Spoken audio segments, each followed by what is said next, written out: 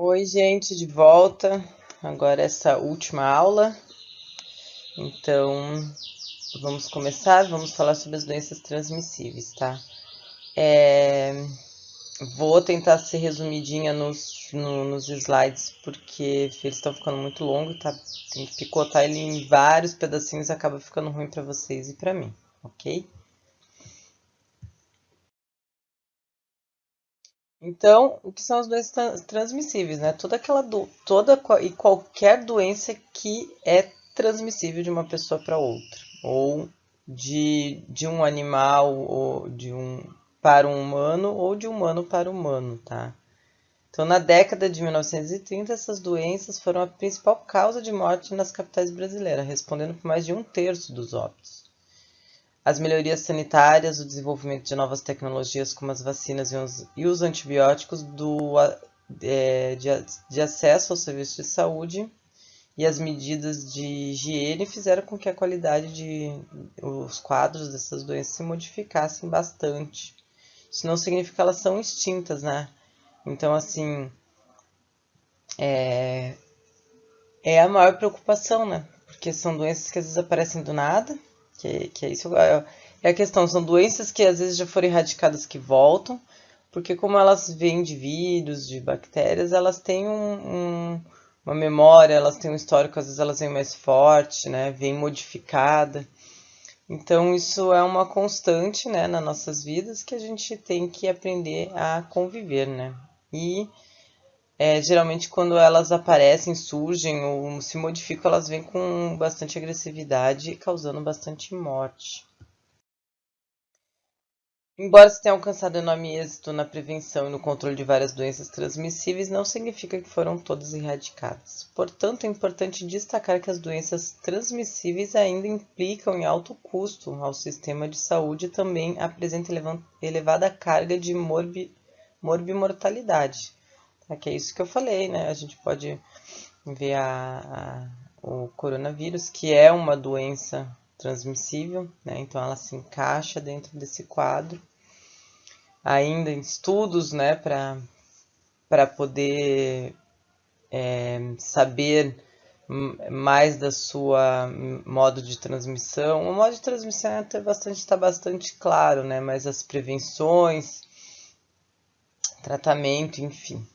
É fundamental conhecer a cadeia de transmissão dessas doenças a fim de conseguir estabelecer e operacionalizar medidas de controle e combate. Então, que é isso que eu falei. Se a gente sabe como que o vírus, como que a doença, que foi aquilo que eu falei lá na primeira aula, né? Se a gente entende como é que a doença age no nosso organismo, qual é o ciclo dela, a gente sabe o que fazer para poder prevenir. Então, as doenças, né? A gente tem três tipos de classificações dessas doenças. Uma delas é as doenças transmitidas por vetores, né? Então, o que são vetores? São meios para essa doença chegar até nós. Então, a gente tem o Trypanosomise americana, que também é conhecida como a doença de Chagas, transmitida principalmente pelas fezes do inseto, né?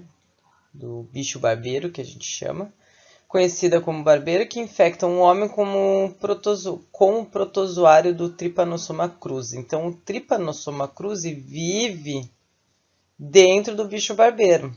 Quando o bicho barbeiro pica a gente, na verdade, o que transmite é as fezes. O bicho ele tem como hábito picar para se alimentar e logo já defecar. Então, quando ele defeca, as fezes dele ficam ali, a gente coça e espalha aquela fezes na picada e é absorvida via mucosa para o nosso organismo. Então, os medicamentos secundários de transmissão são por via transfusional sanguínea. Então, né, uma vez na corrente sanguínea, todos os meios parenterais, então, transfusão de mãe para filho, né, ou no aleitamento. Comer um alimento contaminado, lembra aquela época que teve doenças de Chagas aqui em Santa Catarina, que não é uma doença típica dessa região, e sim mais do norte, que é onde tem maior prevalência. Tá? Ela começou a ter um aumento já há uns anos aqui na região sul. Isso por quê? Porque a gente invade cada vez mais o espaço do animal. Então, na verdade, essas doenças aparecem não é porque elas vêm até nós, é porque nós vamos até ela. Nós que estamos invadindo o espaço das florestas, das matas, dos animais. Então, a gente acaba se contagiando. E teve aqui em Santa Catarina do caldo de cana o bicho barbeiro que estava num gambá. Eu até contei a história para vocês, não lembrava que bicho era um gambá. Que estava com um ninho cheio de filhotinhos, cheio de gambazinho de bicho barbeiro nas costas, e o bicho barbeiro estava contaminado. E ele ia lá nas canas de açúcar para se alimentar e para alimentar os filhos. E ele infectou toda a cana e a cana foi processada e a gente bebeu. E teve vários casos. Foi uma epidemia na época aqui na região. Lembra? Todos os caldos de cana foram fechados, enfim, até achar da onde saiu. Transplante de órgãos, tá? Tudo que a transmissão ocorre por tudo porque seja por via parenteral ou transmissão acidental. Então, sobre o Chagas era isso, tá, gente? As medidas de prevenção de todas essas doenças, tá? Elas são todas iguais. Das doenças de, de prevalência endêmica, tá? Então, elas são todas iguais as medidas de prevenção. Como é que a gente faz para se prevenir? Boa higiene, né? Com referente a mosquitos, colocar tela nas janelas. Não ficar exposto ao horário de mosquito sem o repelente, né? Ter a higiene dos alimentos, né? No caso ali das chagas. Enfim, elas são padrão. De acordo com essas três classificações dessas doenças que estou falando, elas se repetem porque todas elas são classificadas porque têm semelhanças. Então, a malária, tá? A malária é um parasita, uma doença parasitária humana que mais leva a óbito, tá? No Brasil, né? Assim, no Brasil não, na sua incidência, ela é brutal. Tem como agente etiológico o protozoário do gênero Plasmodium e é transmitida por mosquito do gênero Anopheles. A malária ela é muito encontrada na região do norte e nordeste do Brasil. Ela não tem uma incidência alta aqui no sul, tá? Então, ela é uma doença sistêmica que pode afetar a maioria dos órgãos, causar anóxia dos tecidos, né? Então, falta de nutrição desses tecidos, obstrução de pequenos vasos, hipoglicemia, anemia e pode atingir os rins, baços, medula, fígado e cérebro. Sintomas precursores podem surgir durante o período de incubação: cefaleia, mal-estar, dores pelo corpo e febre alta com calafrios, conhecidas como acesso malárico. Então é uma febre com suor, assim, que quando as pessoas que são da área, que estão acostumadas com essas patologias, bate o olho já sabe que é. Tá? Lá no norte do Brasil, na região da Amazônia, tem regiões que são endêmicas que se você for provavelmente vai pegar e é muito forte, é uma doença muito forte, tá? A incidência de óbito é alta. A leishmaniose são doenças causadas por protozoários do gênero Leishmania, transmitido por meio de vetores flebotomíneos infectados. Então, os flebotomíneos são esse pernilongo, tá? A doença está no pernilongo, então o pernilongo é um vetor, porque ele é o transmissor dessa doença para nós. Essas doenças possuem um espectro grande de manifestação clínica e essas diferenças estão relacionadas às espécies de leishmania. Existe então a leishmaniose visceral, tá? Que também é conhecido por calazar. Ela tem se agravado fundamentalmente por modificações socioambientais, como o desmatamento, que é aquilo que eu falei, né? O pessoal começa a vir para a região das matas e então começa a aumentar a incidência. Uma das fontes de transmissão dela é o cachorro, tá? Então a gente tenta Para prevenção, é manter o cachorro longe da casa, manter o ambiente límpido, tá? Limpo.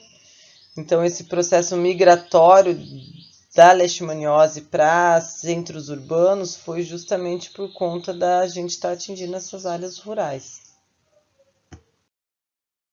O principal sintoma da leishmaniose visceral é a hepatoesplenomegalia, tá? Que é o aumento do fígado e do baço. Então, tem aquelas fotos daquelas crianças barrigudas, que é uma barriga larga, parece uma barriga d'água. Isso é típico de pessoas que têm hepatoesplenomegalia, tá? O período de incubação é de 2 a 4 meses após a picada do mosquito. A doença também é acompanhada de anorexia, palidez e tarde e febre. Mas pode começar de forma abrupta, com febre alta contínua ou não. A anemia e a desnutrição aumentam no passar dos tempos. A leishmaniose tegumentar, tá? Que é a leishmaniose tegumentar americana.